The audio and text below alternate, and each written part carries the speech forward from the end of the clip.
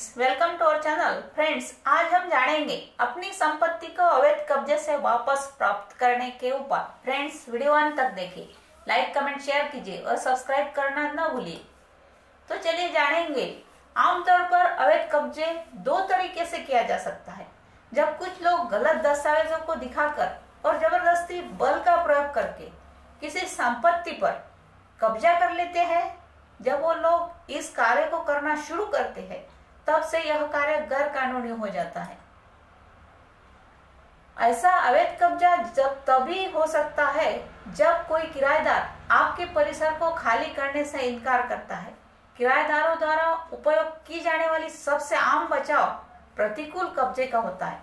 यह सलाह दी जाती है कि अपने आवास को किराए पर देने से पहले एक उचित किराया समझौता करें और साथ ही ऐसी स्थितियों में शामिल होने से बचने के लिए मजबूत उपाय करें। यह स्थितियां ज्यादातर तब उत्पन्न होती है जब गैर कानूनी रूप से कब्जे वाले संपत्तियों को लापरवाह किराएदारों द्वारा अनिर्दिष्ट स्थिति के साथ असुरक्षित छोड़ दिया जाता है, या ऐसी संपत्ति जो वर्षों से पड़ी हुई है, जो सीधे ऐसे कुख्यात लोगों के लिए एक आसान लक्ष्य बन जाते हैं। प्रतिकूल कब्जा तब होता है जब संपत्ति का सही मालिक अपनी संपत्ति से एक वैधानिक समय अवधि भारतीय कानून के तहत 12 वर्ष के भीतर एक कब्जे से छुटकारा पाने के लिए अपनी ओर से निष्क्रियता के परिणाम स्वरूप अपने स्वामित्व के अधिकारों से वंचित हो जाता है। कब्जे को हटाने के लिए वैधानिक सीमा की अवधि पूरी होने के बाद सही मालिक को अपनी संपत्ति पर कब्जा वापस पाने के लिए किसी भी कानूनी कार्यवाही शुरू करने से प्रतिबंधित किया जाता है, और इस प्रकार विपत्तिकर्ता को प्रतिकूल संपत्ति द्वारा उस संपत्ति का शीर्षक हासिल करने की अनुमति देता है। अप्रवासी भारतीयों के पास अवैध कब्जे अत्याचार के मामले सबसे आम हो सकते हैं। इसके कारण है ये इन संपत्तियों में नहीं रहते हैं, हर समय संपत्ति पर कब्जा नहीं करते हैं। एनआरआई लोग बार बार संपत्ति को देखने नहीं आ सकते हैं, इसलिए वे दोस्तों, परिचितों और रिश्तेदारों को संपत्ति का कब्जा नियंत्रण देना समाप्त कर देते हैं। इसके अलावा समय के साथ कई रहने वाले रिश्तेदारों, दोस्तों का लगता है कि वे खुद की जगह है, क्योंकि संपत्ति की निगरानी और पर्यवेक्षण करने वाला कोई नहीं है। किराएदारों, देखभालकर्ताओं के साथ मौखिक और अपंजीकृत समझौते अवैध कब्जे के परिणाम स्वरूप काफी सामान्य है।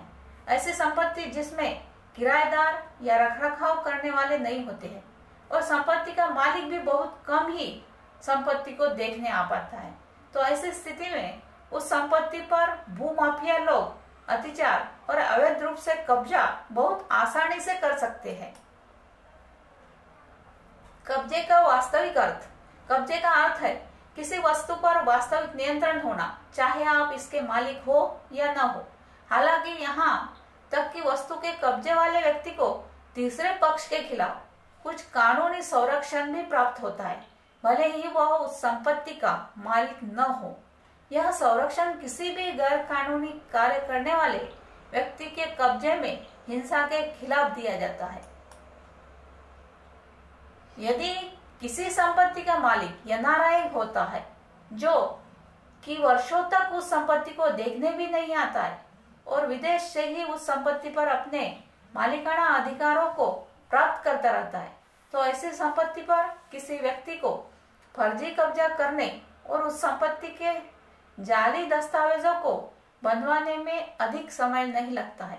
इसके अलावा जैसा कि पहले भी उल्लेख किया गया है, ऐसी स्थिति में उस फर्जी व्यक्ति को संपत्ति से निष्कासित करना बहुत मुश्किल हो जाता है। आप अपनी संपत्ति को अवैध कब्जे से कैसे बचा सकते हैं? कानूनी रूप से अपनी संपत्ति को नियंत्रित करने और कब्जे को बहाल करने का सबसे अच्छा तरीका न्यायालय में जाकर न्याय की मांग करना है। नागरिक न्यायालय के उपाय आसानी से उपलब्ध है, जहां न्यायालय में आवश्यक व्यक्तिगत उपस्थिति को सक्षम और चुने हुए वकीलों द्वारा नियंत्रित किया जा सकता है। कानूनी कब्जे कानून के तहत संपत्ति के कब्जे को बहाल करने और यहाँ तक कि शांतिपूर्ण कब्जे के साथ किसी भी तीसरे पक्ष के अत्याचार या अवैध हस्तक्षेप से बचाने के लिए उपलब्ध होते हैं। रोकथाम इलाज से बेहतर होती है। आपको सच्चे केयरटेकर को अपनी संपत्ति देनी चाहिए और कानूनी तरीके से किराएदारी के एग्रीमेंट को तैयार करना चाहिए। सरल शब्दों में आपको हमेशा संपत्ति के कब्जे देने वाले व्यक्ति की स्थिति और कर्तव्य को परिभाषित करना चाहिए। आपको किसी भी व्यक्ति को अपने घर पर लंबे समय तक कब्जा नहीं रखने देना चाहिए। आपको अवैध रूप से कब्जा की हुई संपत्ति से बचने के लिए उसके केयरटेकर को बदलते रहना चाहिए। वास्तविक कानूनी उपाय। विशिष्ट राहत अधिनियम की धारा 5 के तहत कोई व्यक्ति जो अपनी संपत्ति की शीर्षक से वंचित है उसे शीर्षक से कब्जा मिल सकता है।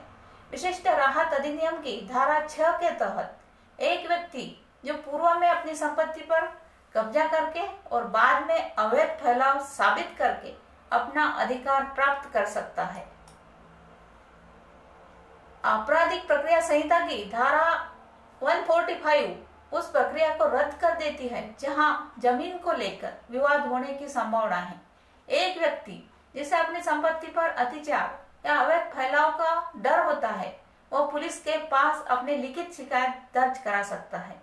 जिले के पुलिस अधीक्षक को एक लिखित शिकायत भेजी जा सकती है जहां संपत्ति पंजीकृत डाक के माध्यम से या संबंधित पुलिस स्टेशन के अधिकार क्षेत्र में स्थित है। यदि पुलिस अधीक्षक शिकायत को स्वीकार करने में विफल रहते हैं तो संबंधित न्यायालय में एक व्यक्तिगत शिकायत एक वकील के माध्यम से दायर की जा सकती है और मामला तब एक विशेष पावर ऑफ अटर्नी के माध्यम से पालन किया जा सकता है जब मालिक न्यायालय में अपनी उपस्थिति दर्ज नहीं करा सकते। एक सक्षम वकील ऐसे मामलों में क्या कर सकते हैं?